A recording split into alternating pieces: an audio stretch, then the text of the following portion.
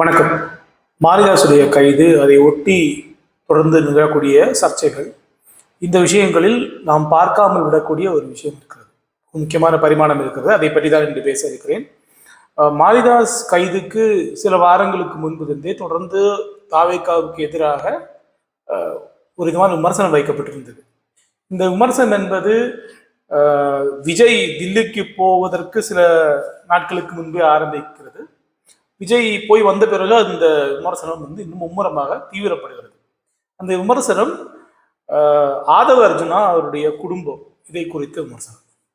இந்த விமர்சனம் இந்த லாட்டரி குடும்பம் என்று சொல்லக்கூடிய குற்றவாளி குடும்பம், இந்த மாஃபியா குடும்பம் எப்படி அமைச்சரவையில் இருந்து கொண்டு இந்த நாட்டை, இந்த தமிழ் நாட்டை கொள்ளையடிக்கிறது என்பதை குறித்த விமர்சனம். அவ்வளவுதான். அதை ஒட்டி அமலாக்கத்துறையுடைய விசாரணை, அதை ஒட்டி இன்னொரு தகவலும் வருது. இந்த ரெண்டு விஷயம், அமலாக்கத்துறையுடைய விசாரணை, இவர்கள் மீது மேல இருக்கக்கூடிய இந்த மணி லாண்டரிங் வழக்கு, இதை பேசிக்கிட்டு இதுதான் இன்னைக்கு நிலுவையில் இருக்கக்கூடிய ஒரு முக்கியமான வழக்கு. இதை ஒட்டி இன்னொரு விஷயத்தை அவங்க கொண்டு வந்தாங்க. அது என்னவென்றால், இந்த இவருடைய ஆதவ அர்ஜுனாவுடைய மாமியாருக்கு சம்பந்தம் இருக்கக்கூடிய ஒரு விஷயம். அதாவது ஜான் பிரிட்டோ அப்படின்னு சொல்லக்கூடிய ஆதவ அர்ஜுனாவுடைய மாமியாருடைய அண்ணன் நினைக்கிறவர். இப்போ இவர் சம்பந்தப்பட்ட ஒரு முக்கியமான ஒரு குற்ற வழக்கு. இது ரொம்ப ரொம்ப ஆபத்தான விஷயம், ரொம்ப பயங்கரமான ஒரு குற்றம் இது. அது என்னவென்றால், போதை பொருள் கடத்தல் சம்பந்தமான ஒரு குற்ற வழக்கு. இது சம்பந்தமான விசாரணை நடக்க ஆரம்பித்த உடனே அவர் தப்பித்து போய்விட்டதாக சொல்லுகிறார்கள். அப்போ இந்த தலைமுறைவாக அவர் இருக்கிறார். ஜான் பிரிட்டோ அப்படிங்கிறவர் தலைமறைவாக இருக்கிறார். இதையும் பேசுறாங்க. இப்போ ரெண்டு விஷயங்கள் பேசுறாங்க. ஒன்று, இவருக்கு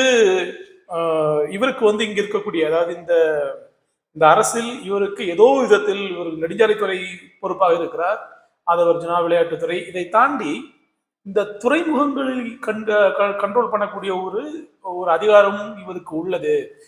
இதை அரசை பயன்படுத்தி இவர்கள் துறைமுகங்களில் நடக்கக்கூடிய இந்த கடத்தலை இவர்கள் தங்களுக்கு சாதகமாக பயன்படுத்துகிறார்கள். அந்த கடத்தலை நடக்க வைக்கிறார்கள். இந்த கடத்தலின் மூலமாக இவர்கள் போதை மருந்தை உள்ளே கொண்டு வருகிறார்கள், விற்பனை செய்கிறார்கள் என்கிற குற்றச்சாட்டை இவர் வைக்கிறார், மாரிதாஸ் வைக்கிறார். இதுதான் நீங்க கவனிக்கணும். இந்த இந்த ரெண்டு நரேட்டிவ்ஸுமே, ஒன்று அமலாக்கத்துறையுடைய விசாரணை, இன்னொன்று இந்த போதை மருந்து சம்பந்தமான நரேட்டிவ். இந்த ரெண்டு விஷயங்களுமே, இது ரெண்டு முக்கியமான தகவல்கள் இருக்கின்றன. இதை ஒட்டி தொடர்ச்சியாக ஒரு எதிர் விமர்சனம் இந்த அரசின் மீது வைக்கப்படுகிறது. இப்போ இதை யார் வைக்கிறாங்கன்னு கவனிச்சிங்கன்னா பாஜக. இங்கதான் அதை நீங்க கவனிக்கணும். பாஜக இந்த ஒரு நெரட்டிவை பயங்கரமா பில்ட் பண்றாங்க. யாரை முன்னிட்டு என்றால் ஆதவ அர்ஜுனாவை முன்னிட்டு, விஜயை வைத்தல்ல.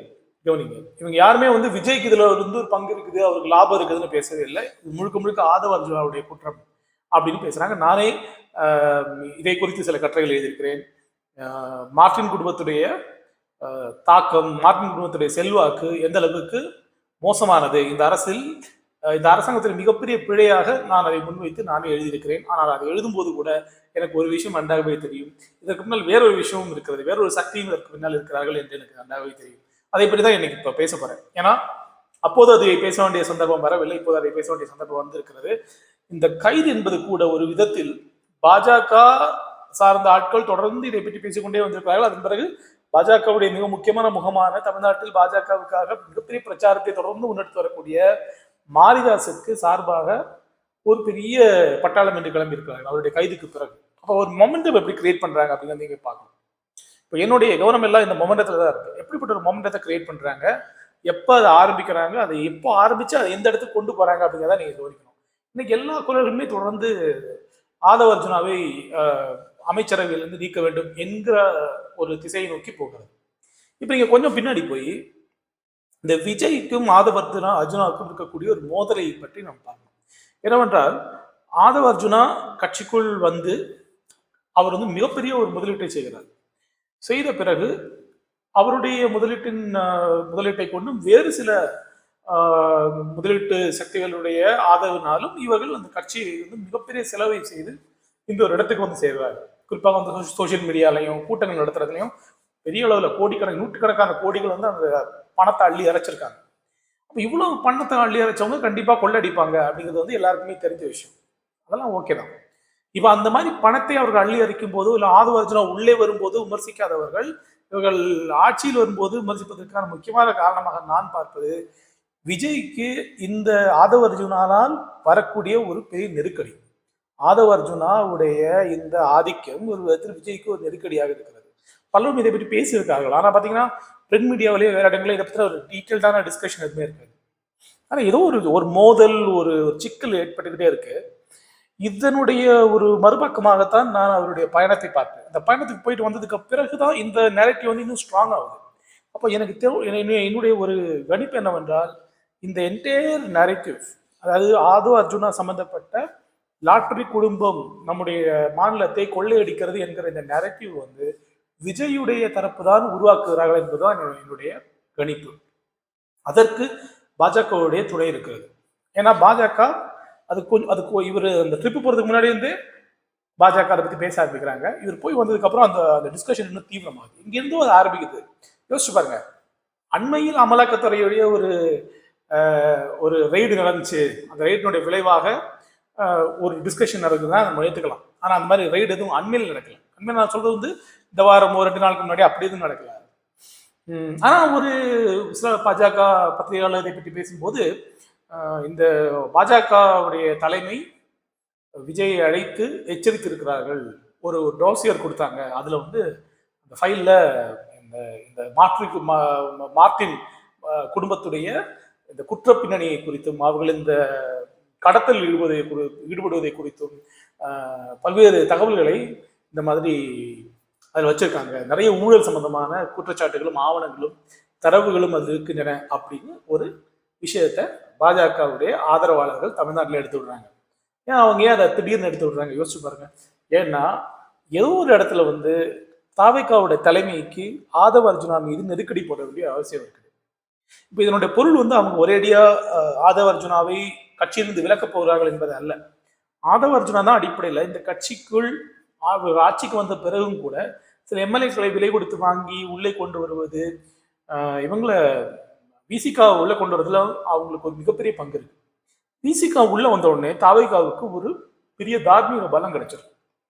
இது நம்ம இது தாவேகாவை விமர்சிக்கக்கூடிய பல பேர் ஏற்றுக்கொள்ளாமல் இருக்கலாம். ஆனா நீங்க வெளியிலிருந்து ஒரு புதுப்படையாக பார்த்தீர்கள் என்றால் தாவேகாவுக்குள் விசிகா போனதும் அதே மாதிரி மார்க்சிய கட்சியுடைய கம்யூனிஸ்டுகளுடைய ஆதரவும் ரெண்டுமே வந்து அவங்களுக்கு ஒரு தார்மீக பலத்தை கொடுத்துருக்கு. இப்ப இவங்க மேல இருக்கக்கூடிய குற்றச்சாட்டுகள்லாம் அவங்க மேல பெரிய அழுத்தத்தை போடுவாங்க, அதெல்லாம் மறுக்கல.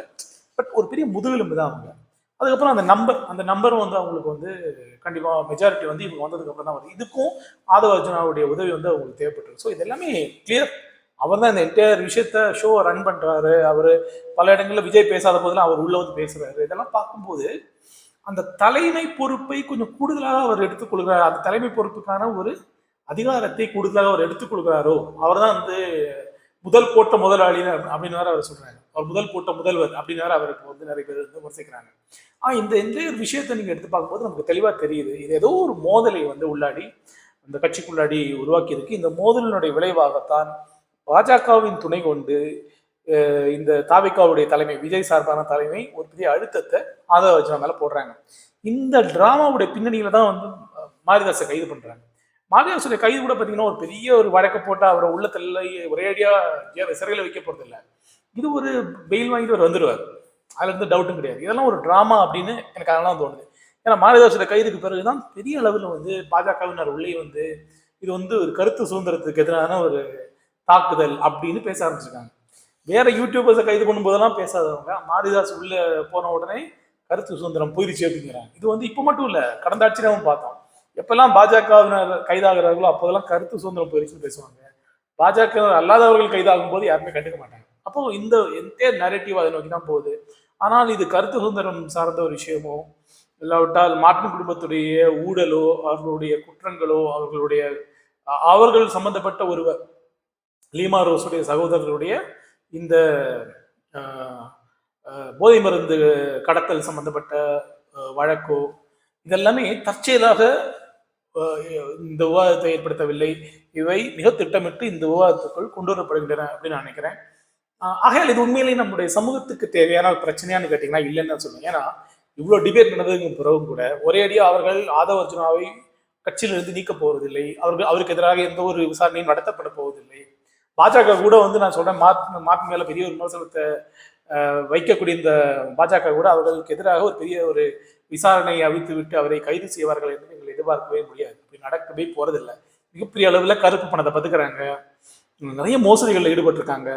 அதே போல இவர்கள் மிகப்பெரிய ஒரு எண்ணிக்கையில் மிகப்பெரிய ஒரு தொகைகளை கருப்பு பணமாக பதுக்குகிறார்கள். நிறைய குற்றங்கள் பண்ணியிருக்காங்க. முழுக்க முழுக்க குற்றங்களின் மீது உருவாகி வந்த ஒரு பெரிய எம்பையர் தான் இந்த உங்களுடைய எம்பையர். அவர்கள் மேல ஒரு ஒரு பெரிய அளவில் இவர்கள் விசாரணை செய்வார்கள் நீங்கள் எதிர்பார்க்கவே முடியாது. ஏனென்றால் எந்த கட்சி ஆட்சியில் இருக்கிறதோ அந்த கட்சிக்கு பணத்தை அள்ளி அள்ளி கொடுக்கக்கூடிய ஒரு அமைப்பு தான், ஒரு ஒரு அமைப்பில் ஒரு பெரிய ஒரு தொழில் சாம்ராஜ்யம் தான் மார்ட்டினுடையது. ஆகையால் அவர்கள் மேலாம் அவங்க கை வைக்க மாட்டாங்க. இந்த ஆட்சியை கொண்டு வந்தது, ஆட்சினே சொல்லக்கூடாது, ஒரு ஷோ தான் இது பேசிக்கா. ஆனால் இந்த ஷோவை வந்து இங்கே ஒரு தேர்தலில் பெரிய அளவில் முன்வைத்து அவர்களை இந்த அளவுக்கு கொண்டு வந்து வெல்ல வைத்ததற்கு பாஜகவின் வாக்கியந்திரங்களுக்கு எந்த அளவுக்கு பங்கு இருக்கிறதோ அந்த அளவுக்கு பங்கு மார்ட்டினுடைய பணத்துக்கு வந்து இருக்கிறது.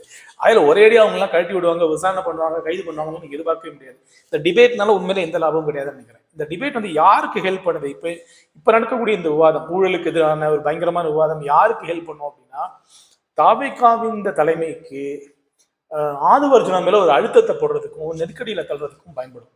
அவர் வெளியேற்றப்படுவார் என்று சத்தியமாக நம்பவில்லை. அது நடக்க வாய்ப்பே இல்லை. பேசிக்கா இது ஒரு ஏதோ உள்ள ஒரு பவர் கேம் இருக்கு. அந்த பவர் கேமுக்காக இந்த மாதிரி விஷயங்களை பேசுறாங்க.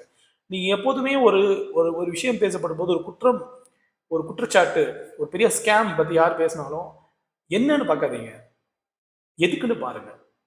யார் பேசுறாங்க, எதுக்கு பேசுறாங்க, இது மட்டுமா தான், இதை தான் நம்ம கவனிக்கணும். இதை கவனிச்சிங்கனாலே உங்களுக்கு உண்மை புரியும்.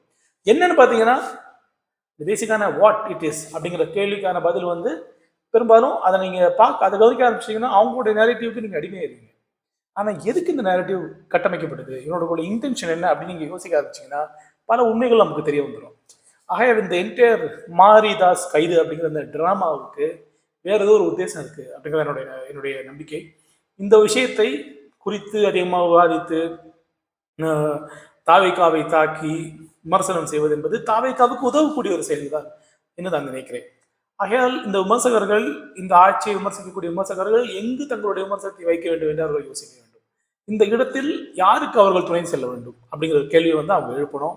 தொடர்ந்து ஏன் பாஜக இந்த கேம் ஆடுறாங்க அப்படிங்கிற கேள்வியை நம்ம எழுப்ப வேண்டியிருக்கு. இதை பற்றி நான் என்னுடைய ஒரு முந்தின கட்டுரை ஒன்றில் நான் இதை குறித்து பேசியிருந்தேன். அதாவது திமுகவின் இடத்தை, எதிர்கட்சியாக திமுகவின் இடத்தை பாஜக எடுத்துக்கொள்ள போகிறது என்று நான் சொல்லியிருந்தேன். அதே தான் இப்போ அவங்க செய்கிறாங்க. ரொம்ப கரெக்டாக இந்த என்டையர் டிபேட் உள்ள வந்த உடனே திமுக கம்ப்ளீட்டாக வெளியே போயிடுச்சு. இப்போ யார் இதை வந்து லீட் பண்ணுறாங்கன்னு பார்த்தீங்கன்னா மாரிதாஸ், அவரை ஒட்டி நிறைய பாஜக ஆதரவாளர்கள் தான் இந்த டிபேட்டை வந்து இப்போ லீட் பண்ணுறாங்க, இந்த ஒரு விமர்சனத்தை லீட் பண்ணுறாங்க. திமுக வெளியே போயிடுச்சு. கவனிங்க, அப்போ எதிர்கட்சி, பிரதான எதிர்கட்சி வெளியே போயிடுச்சு. இவங்க வந்து அந்த இடத்துக்கு வந்துடுறாங்க. உங்களுக்கு ஒரே ஒரு இடத்தை வைத்துக்கொண்டு இவர்கள் அந்த இடத்துக்கு வந்துடுறாங்க. எப்படி வராங்க அப்படின்னா, இவங்க மீடியாவை கையில் வச்சுக்கிட்டோம், ரொம்ப கரெக்டாக ஆர்கஸ்ட்ரேட் பண்ணி ஒரு விமர்சனத்தை முன்னாடி வச்சு அந்த விஷயமே கூட வந்து ஆளுங்கட்சிக்கு தெரிஞ்சே நடக்குது. இவ்வளோ குழப்பமா இருக்கு பாருங்க. எப்படிதான் அவங்க ஒரு டிபேட்டை கிரியேட் பண்றாங்க. அவங்களும் அடிச்சுக்கிற மாதிரியே இருக்கும், ஆனால் அவங்க அடிச்சுக்க மாட்டாங்க. அவங்களுக்கு தெரிஞ்சே இந்த ஒரு கேம் ஆடுறாங்க. ஸோ இதில் வந்து அவங்க நினைச்ச மாதிரி மெல்ல மெல்ல பாஜகவை ஒரு எதிர்கட்சியாக முன்னிறுத்தக்கூடிய பணியையும் செய்வதற்கு இந்த மாதிரியான விமர்சனங்கள் அவர்களுக்கு உதவுகிறது. அதான் உண்மை. அடுத்து நம்ம ஆளு அண்ணாமலை உள்ள வரும்போது என்ன நடக்க போகுது தெரியாது. அவர் இன்னொரு கேமை உள்ள கொண்டு வராரு அப்படி இருக்கிறேன். இதெல்லாமே ஒரு கண்கட்டு வித்தை அப்படிங்கிறத என்னுடைய கருத்து. இதெல்லாமே மிகப்பெரிய மோசடி, ஊடக மோசடியாக தான் இந்த விஷயங்கள்லாம் இருக்கு. இதை பற்றி நம்ம மேலும் வரும் நாட்களில் விவாதிப்போம். நன்றி, வணக்கம்.